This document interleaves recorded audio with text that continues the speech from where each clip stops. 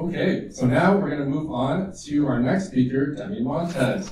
Demi is from Megacrit, the developers of Slay the Spire, and the very recently announced Slay the Spire II. Demi's going to be talking to us about how they're taking their community from a place for a game that obviously blew up ridiculously big without really any looking at the community too much to her job now of taking that into the next step with this sequel that could be one of the biggest things ever. Let's try it. Let's hear from Demi. Hello, everybody. Welcome to my talk. This is actually my first ever game dev related talk. So thank you. Thank you for coming.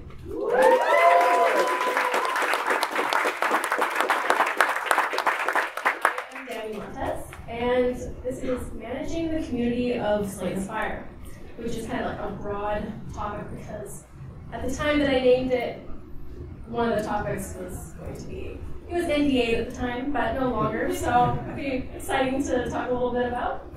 Yeah. Some of the key takeaways for today's talk. Basically, just an overview of Slay the Spire. As you will find out later, they never had a community manager before. I'm the first one ever.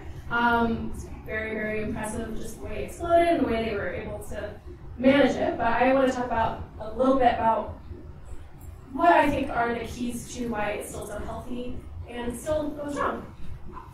Also, I'm going to go over strategies for managing a large established community and some of the considerations that we have for preparing our community for a sequel. First off, a little bit more about me. I'm Demi again, and I have a Bachelor of Fine Arts from UBC, major visual art, minor in commerce. Okay, cool. So UBC albums here. I did that combo, that major and minor, because I love to do illustrations, but I was also very interested in marketing. And I thought that the combo kind of complemented each other and opened up a lot of different avenues. And I was someone who always grew up wanting to work in games, but didn't necessarily know what jobs were out there. So at the time, before I worked in games, a lot of it was in the nonprofit sector, still like social media management, community engagement, media outreach, that sort of thing. One of the places I worked at was actually UBC's Emerging Media Lab. Woo! Okay, oh cool, okay. I thought, I'm like, people probably know this here. So yeah, that really, if people don't know, they work on like a lot of AR, VR projects with applications in education and healthcare and things like that. So yeah, while I was there, I got to know a little bit more about the development pipeline, and working in games seemed more and more like a real thing. But fast forward a few years, and I joined Brace Yourself Games, which you may know from Crypto the Necrodancer and like some of their spin-offs.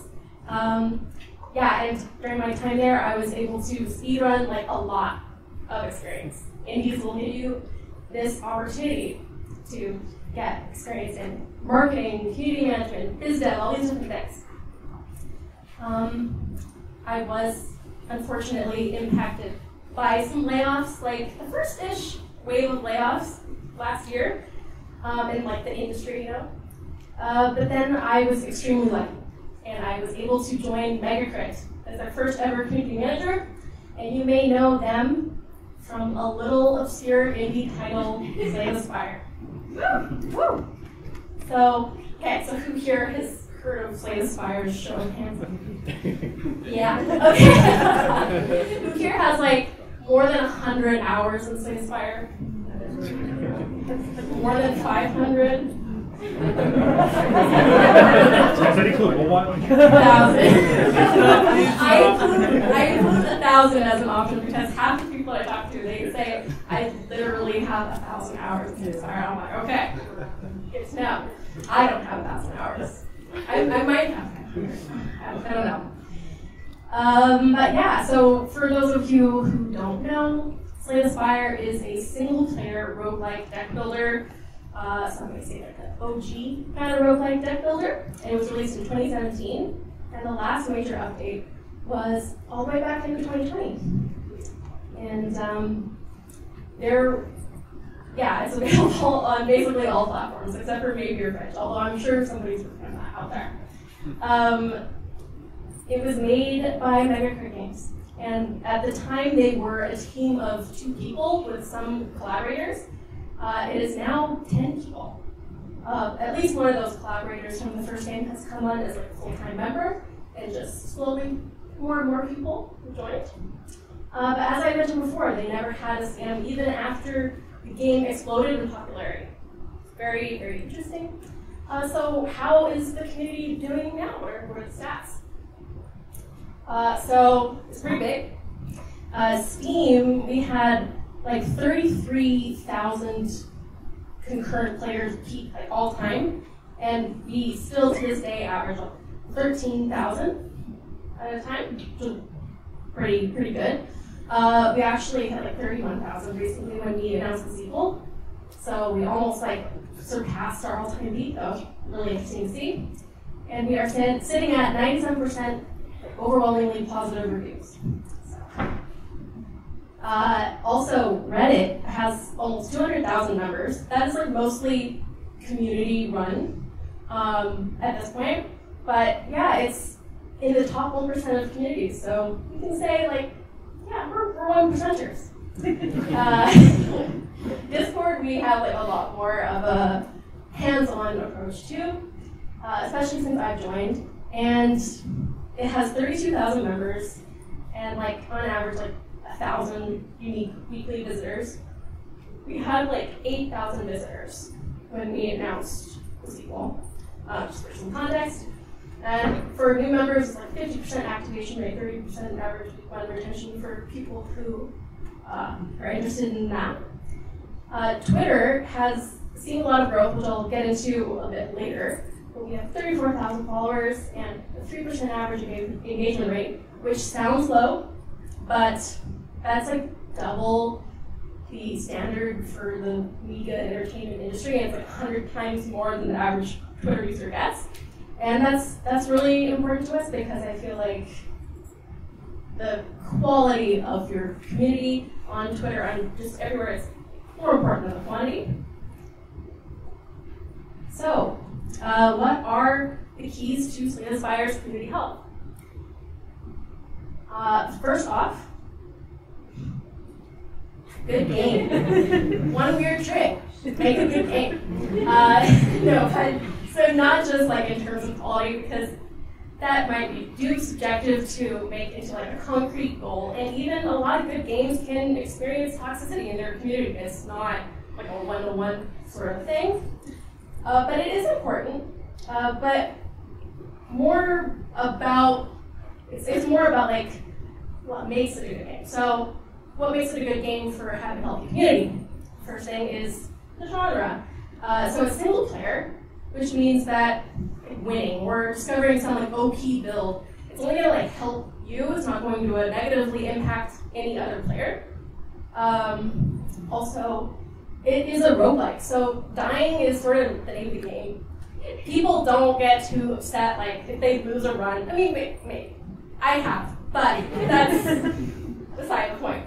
It's also a deck builder, so that attracts like a very specific kind of player. A lot of people who are like card game enthusiasts and people who are like really strategic thinkers and just love to teach people things. That is going to talk about more later as well. And also the content. So just the sheer amount of content. Dylan was talking about that a little bit earlier, about like how there's infinite strategies that you can do with that sort of game. And also the RNG.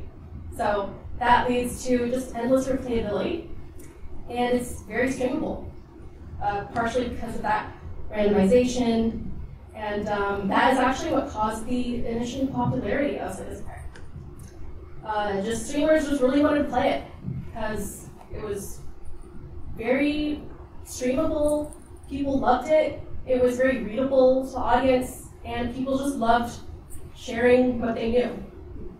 Okay. Also, Twitch integrations. I don't know if people here have ever watched a Slay the Spire stream, but you can like hover over the video with your mouse on different parts of the screen, and you can like see what does this card do, what does this relic do, and it just makes the onboarding process for new players a lot easier. The other thing is goodwill. So a lot of goodwill has been built up over the years. The team has done a great job establishing trust with its player base, and people treat each other better when the thing that brings them together treats them well. That's kind of self-explanatory. So how have they done this? So first off, the values that the team has stood for are very important to gamers. They're very transparent, and they have very ethical monetization practices and just philosophies in general. And they have like a very humorous but straightforward communication style that really just lends itself to more trust in this industry. And also updates. So throughout early access, Slay the Spire somehow maintained like a weekly update cadence. I don't know if anybody here like knows how crazy that is, but that is very, very cool that they were able to do that. And then also, the community really appreciated all that hard work. They loved the influx of content, and they reciprocated the passion, and the feedback was often actioned on. So that brings me to the fact that we have a lot of good advocates. I don't know if people are aware of like the awareness to brand advocacy pipeline, but we have a high portion of advocates in our community, which is partially just due to where the game is in its life cycle. A lot of the people who are really big fans of the game, of course, are going to be like still sticking around, and the detractors mostly haven't. So I kind of group the advocates for Slay the Spire into a couple of different main categories. So the first one is teachers, as I was talking about a little bit before. Slay the Spire attracts a lot of strategists and people who receive sort of intrinsic value from sharing their knowledge. So people that like love to explain board game rules, for instance. So it's a very productive way to engage with the community. And really the only toxicity that I ever see between fans is when people are arguing like which strategy is more meta than another one, but that's not too bad, all things considered. Also, modders. So the game is very moddable. The genre lends itself to it, and also it was definitely built with that in mind. I was actually going to have a whole slide that just had modders in all caps because they are like the lifeblood of this game's community, especially at such a late stage in the game's life cycle. And they are creating even more content. There's lots of content in the game, but they are making even more infinite, and it's what they want to see. And it's just a very positive and productive group of people. So as you can see, like a lot of the different sort of pillars really feed into each other and kind of becomes like a chicken and egg situation.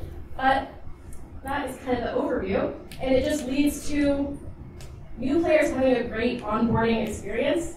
Our Reddit actually has like anti-gatekeeping rules put in place where veteran players have to like clearly explain something when a new player asks a question. They can't just like be like, oh, you should know this, or talk in really kind of opaque language. So that's really nice. And also streamers are of course a great introduction to new players. The only harassment that I feel like the devs ever really receive is when people ask for new DLC or a sequel. So that's pretty good, all things considered. And also, I think that we've placated that a little bit now. So, managing an established community.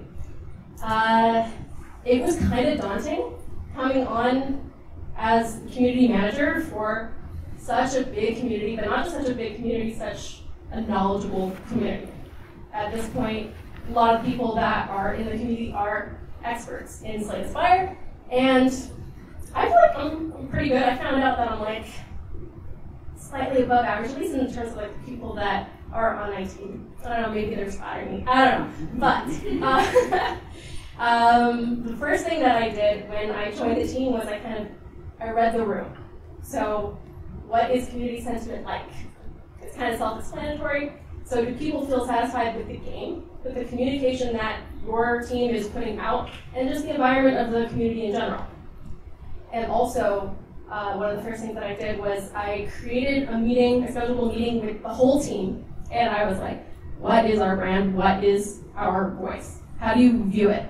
And everybody said, we're really funny, and we like just everybody on this team just has just a really great sense of humor, and we would love to amplify that. Like, it's already there, but we want to really use that a lot in like social media and stuff like that. And also very transparent, very honest, and on topic.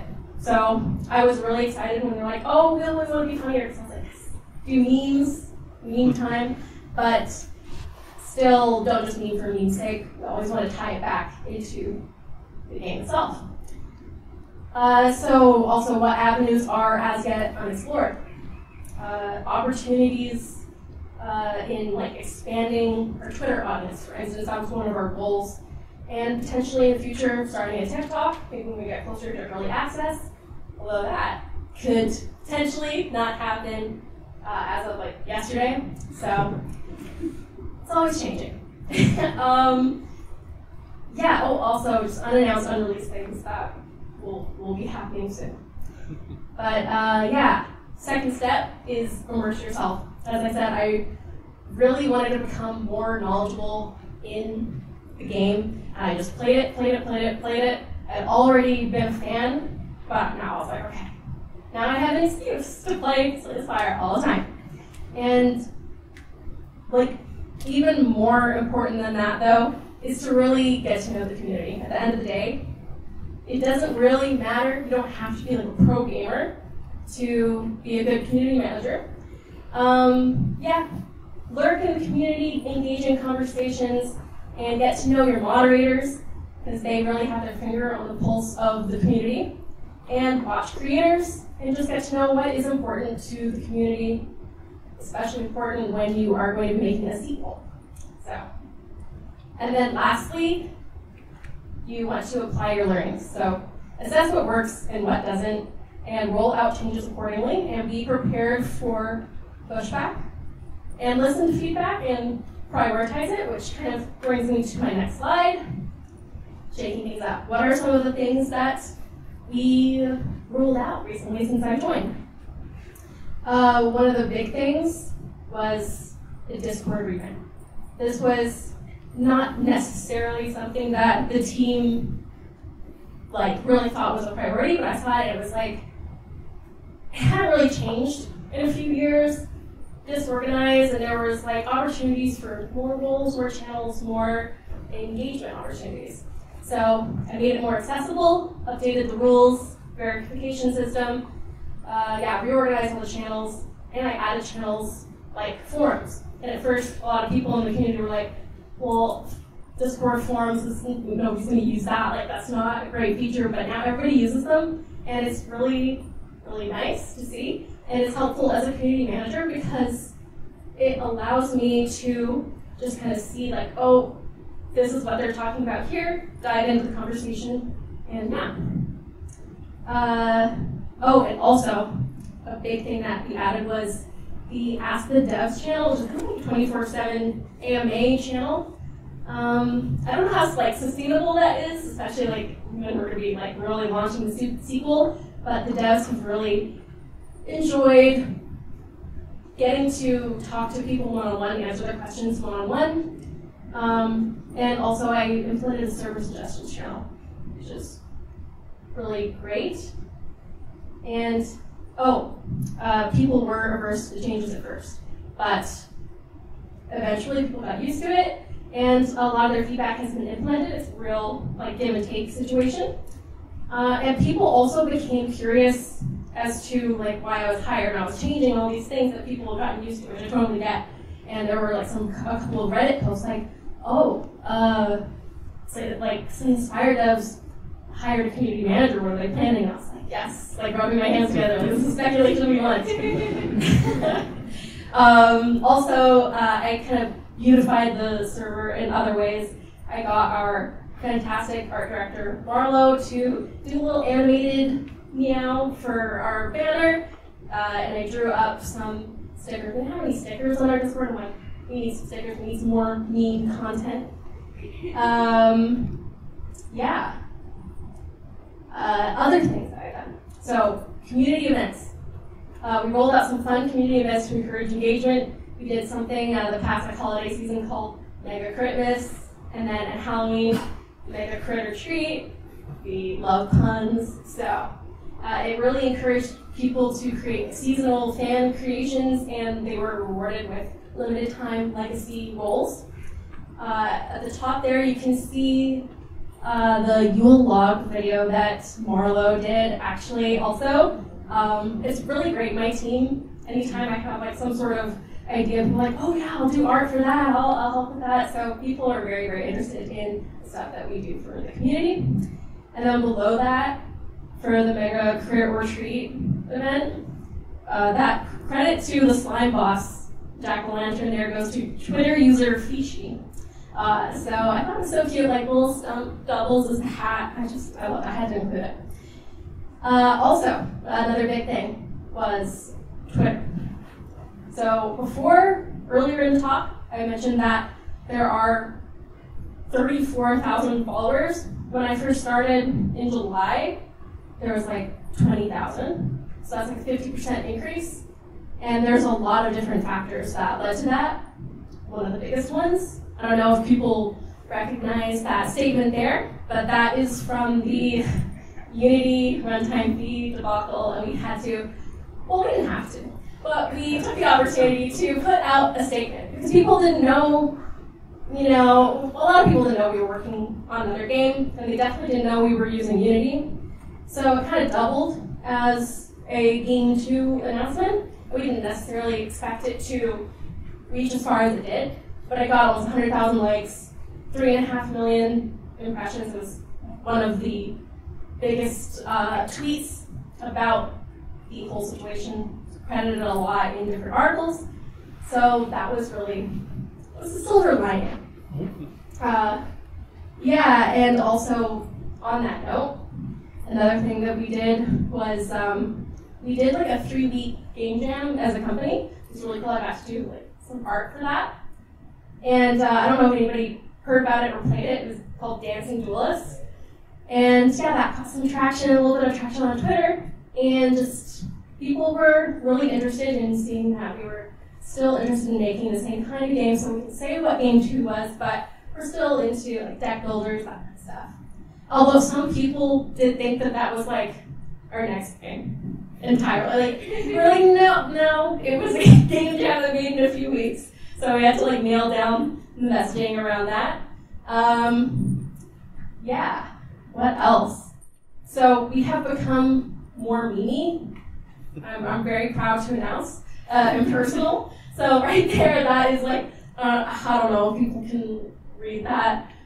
I wrote it. I don't know if I want to say it out loud, but it does read, the way you make that thunder clap has you feeling vulnerable. So that is an inside joke for Slay the Spire enjoyers. But art credit goes to Ika, one of our like hard and event artists at MegaCrit.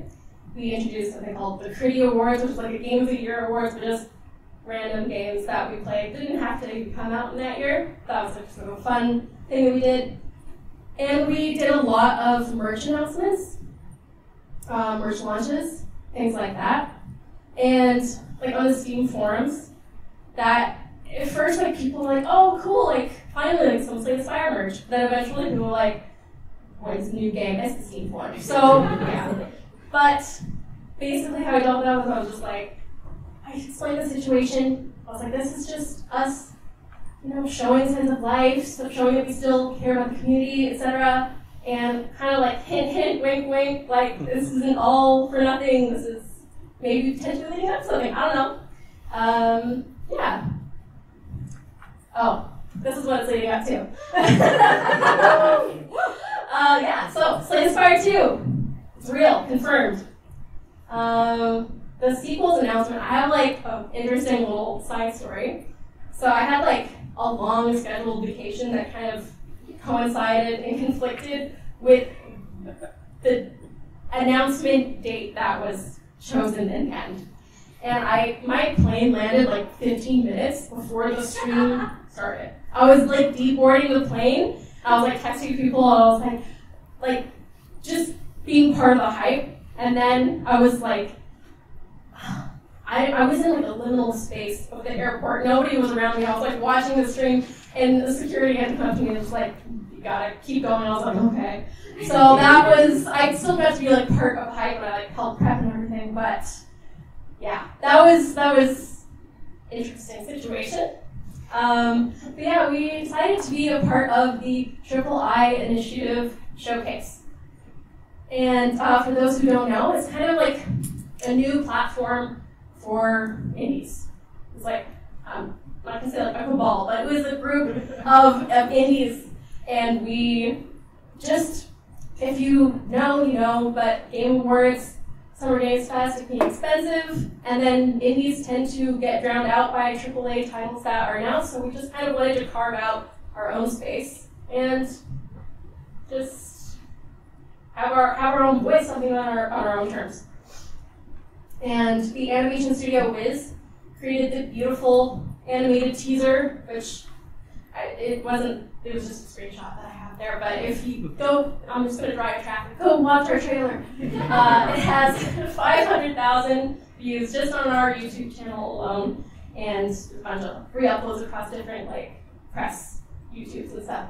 So that was very, very successful. We thought a lot actually in this trailer, like, what do we want to show? What can we show, for one? What do we feel is going to for sure make it in the game? And also, what would be informative and exciting to like old fans and new fans? Something that people notice, like, oh, the defect isn't in here. He was part of the main three. Where's the robot boy?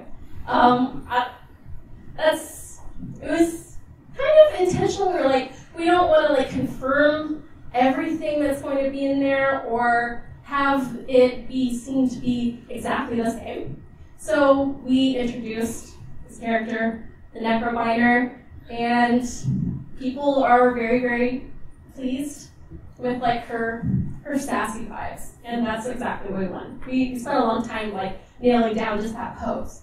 So yeah, a lot went into that, and we were thinking in similar veins when we were launching the Steam store page. I think like Dylan covered quite a lot of that, but yeah, we wanted to give something for people to like look forward to without giving away too much. And then there's a lot of things that are like not 100%, so you have to be really clear and not wanting to like get into like this realm of false advertising or something like that. So we don't have like a gameplay trailer yet, but yeah, we at least have the animated teaser. And it was a great success because within like the first week, we broke the top 50 most wishlisted games, which was crazy. Yeah. We are now at number 38, which is really cool. So we're like continuing to climb. So yeah, watch out, Belgian room here. So that brings me to my next topic, preparing the community for the sequel. The top meme, I actually thought I was going to make it, I found out already existed, and I'm like, oh, I have to do that. But the first thing, manage expectations. The most important thing is that you cannot overpromise and underdeliver. It's the best way to lose goodwill from your community, and that we have a lot of that. That's one of our biggest strengths.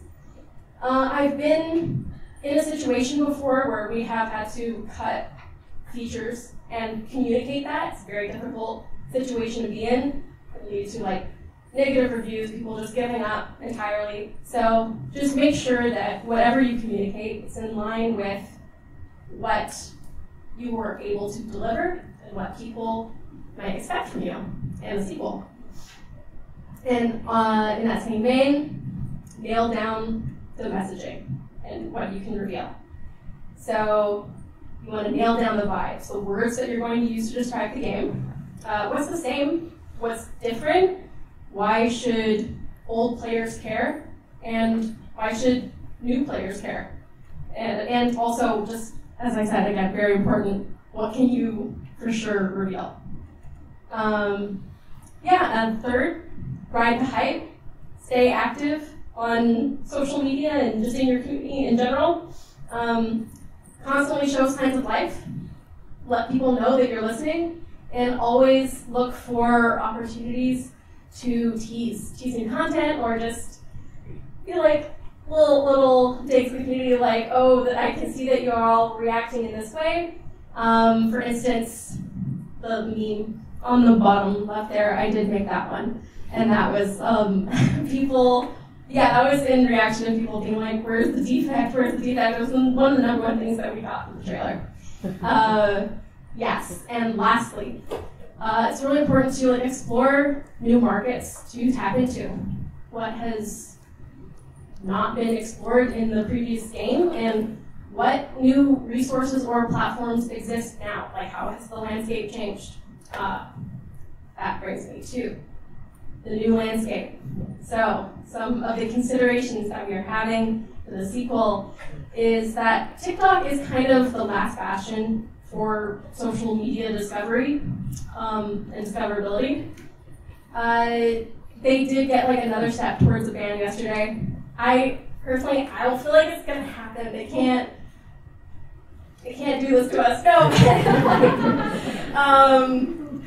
It does. So the audience skews young, and it also rewards very specific types of games. So it's been historically so great for indie discoverability, but most games tend to have these things in common if they pop off on TikTok. It's like they're very bright and eye-catching. Often they're funny and they relate to things that people are already interested in, like anime, or it's a cozy game or something that's just instantly readable, appealing, and can be elevator pitched because you only have 2 seconds. Generally, the algorithm is changing all the time, but that's generally how long you have to grab people's attention.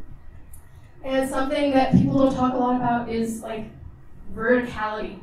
So Slay the Spire is a very horizontal game, for instance. It's enemies over here, your players over here, there's cards in the middle, there's attacks in the middle, and there's all these small icons and things like that. So we just have to figure out, how do you translate that into what works on TikTok, a very vertical platform. And also, Twitter is falling apart. It's getting weird, and it's living up to its new name. It's kind of more X-rated than a lot of people are used to.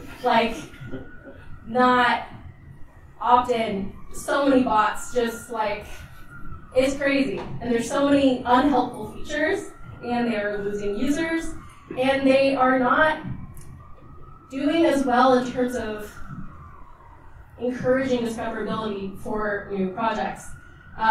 There are exceptions, but generally it favors established IP and brands, which luckily at least we have that going for us.